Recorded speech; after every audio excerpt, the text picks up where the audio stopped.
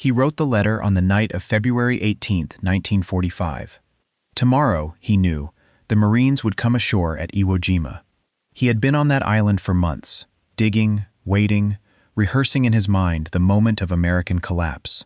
He had been told they would break. He believed it. Every doctrine he had ever been handed said so. The Americans were soft, they would not hold. And yet, alone with his paper and his brush, he wrote something that no propaganda pamphlet had ever prepared him to write. He wrote goodbye. The island of Iwo Jima sits in the Pacific, roughly 700 miles south of Tokyo, a volcanic slab of ash and sulfur, barely 5 miles long, shaped something like a pork chop, dominated at its southern tip by the dark cone of Mount Suribachi. It smelled of sulfur even on calm days. The soil, black and loose, swallowed boots and shifted under weight like something alive. It was not a place a man could love, but it was a place a man could defend. Lieutenant General Tadamichi Kuribayashi had been sent there to make it impregnable. He arrived in June 1944, and what he found was an island that had already been deemed expendable by many in Tokyo. A speed bump, perhaps. At best, a delaying action. Kuribayashi did not think that way. He was a different kind of general. He had lived in the United States. He had driven across the American interior, had eaten at American tables, had watched American factories churn with a kind of mechanical confidence that quietly unsettled him. He wrote to his wife in 1940 that the United States was a country with inexhaustible resources. He did not write that lightly. He was a man who measured his words. He was also a man who, by 1944, found himself ordered to stop those same resources from reaching his homeland's doorstep, knowing, in some private chamber of his thinking, what they represented. But his soldiers did not know what he knew. They had been given a different story. The men who tunneled into Iwo Jima's volcanic rock through the summer and autumn of 1944 were not cowards. They were, by almost any measure, extraordinary soldiers. They worked in heat that regularly exceeded 130 degrees Fahrenheit inside the tunnels. They moved more than 11 miles of underground corridors through solid stone, connecting bunkers, command posts, hospitals, ammunition depots. Some tunnels sat 60 feet below the surface. They built a fortress that, from the air, showed almost nothing. No lines, no obvious emplacements, no silhouette of resistance. They buried themselves so completely that American aerial photographs, taken in the weeks before the landing, showed what appeared to be a quiet, almost empty island. That was the intention. Kuribayashi had abandoned the traditional Japanese beach defense, the charge at the waterline, the bonsai attack that burned brightly and ended quickly. He had written a new plan, one built on patience and interior fire. He would let the Marines come ashore. He would let them believe, for a few minutes, that it was easy. And then, from 3 sides, from positions invisible and interlocking, the island would close around them. His men believed in this plan. More than that, they believed in the outcome it promised. The Americans, they had been told, sustained casualties poorly. American public opinion was fragile. If the cost at Iwo Jima was high enough, if the blood price was steep enough, the American will to continue island hopping toward Japan might fracture. The home islands could be defended. The war could still be bargained to a different end. This was the belief. It was not nothing. It was built on real observation, real history, real hope.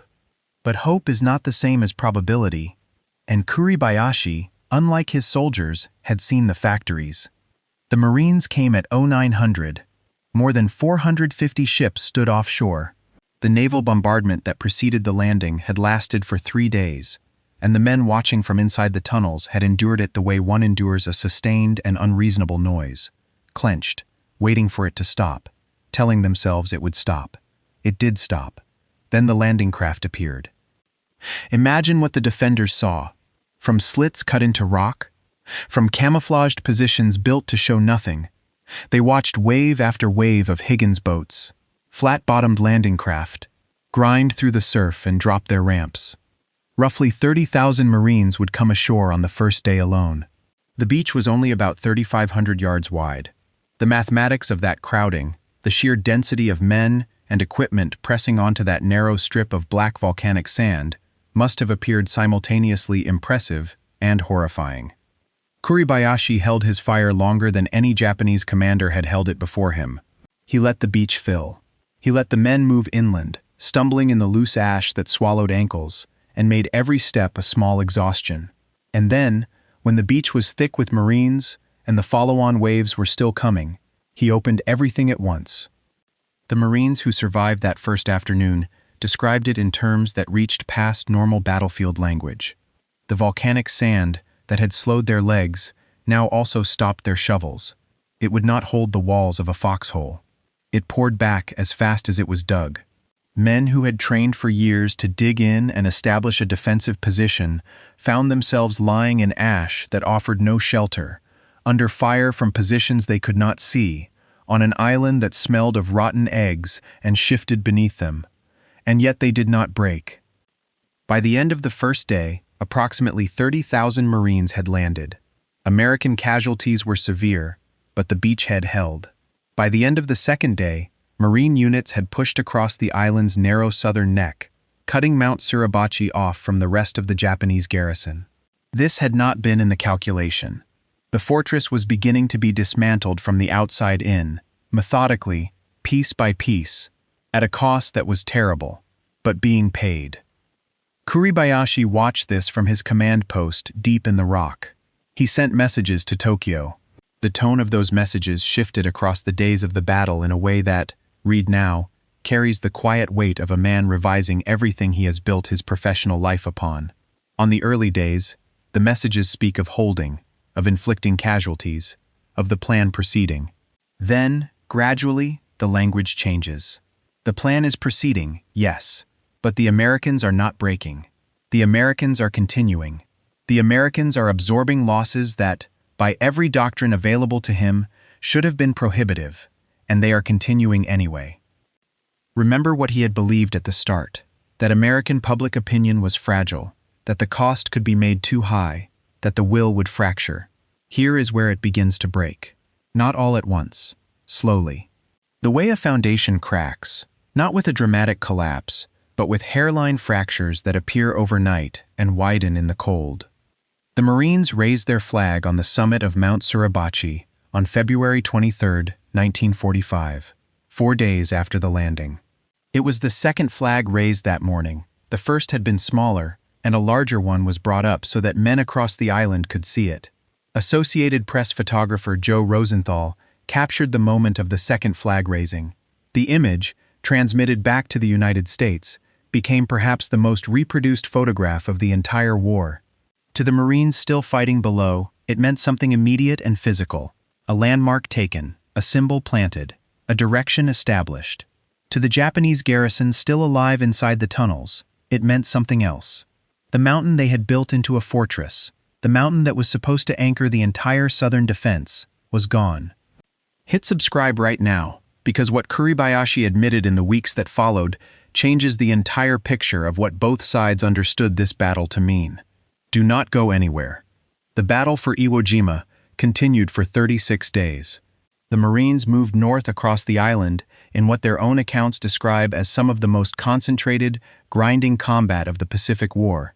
Not sweeping advances, but yard-by-yard clearances of positions that had to be identified, isolated, and reduced one by one, often with flamethrowers reaching into tunnel entrances, often at severe cost to the men doing the reaching.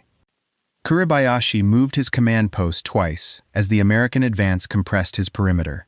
The underground network that his men had built with such discipline and ingenuity now became, progressively, a shrinking cave. Supply lines were cut. Food and water ran short. The wounded had no place to go.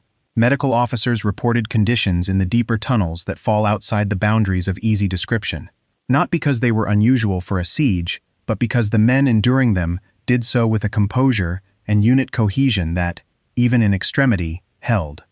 The soldiers who had written letters home before the battle, including the soldier whose letter opens this story, had written in a register that mixed duty with acceptance. Not all of them expressed fear. Some expressed something closer to resolution, a formal acknowledgement that they understood what was being asked. The phrase that appears in several accounts from the garrison is a version of the same idea. that dying on this island would protect the home islands, that the sacrifice had a defined meaning, that the meaning made the sacrifice bearable. But the meaning had been constructed on a premise, American fragility, that the battle itself was now, day by day, systematically disproving. This is the eerie intimacy of those final weeks in the tunnels. The men were dying for a calculation that their own deaths were demonstrating to be incorrect, and at least one man among them knew it with full clarity. Kuribayashi's final messages to Tokyo have been preserved. They are not long. A general in his position, in those final days, did not have the luxury of lengthy reflection. But the language he chose is precise enough to carry extraordinary weight across the decades. He praised his men, he reported the situation accurately, without the softening that some commanders applied to final dispatches, to preserve the appearance of order. And he made an assessment of the enemy, of the Americans, that stands as one of the most direct admissions by an opposing commander in the entire Pacific War. He acknowledged that the American fighting man was not what the doctrine had described. He acknowledged that the Marine Corps, specifically, had shown an endurance and a tactical adaptability that had exceeded the calculations built into his defense.